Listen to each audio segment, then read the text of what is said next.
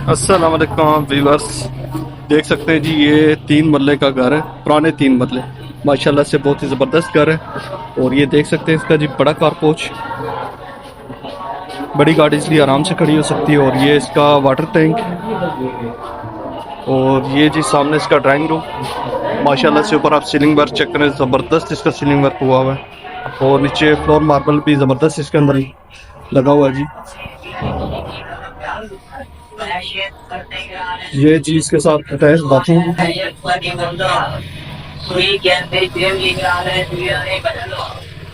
ये जी माशाल्लाह ceiling work check करें इसका।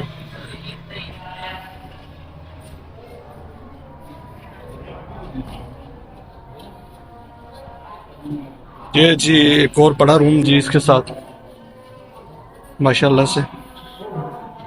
और ये जी इसके साथ किचन, काफी जी जबरदस्त किचन है इसके साथ।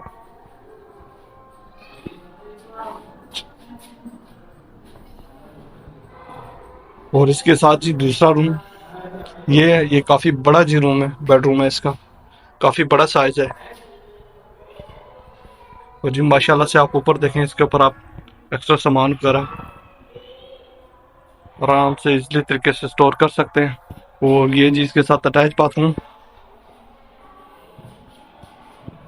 काफी बड़ा बाथरूम है जी। और ये जी पीछे गैलरी वगैरह।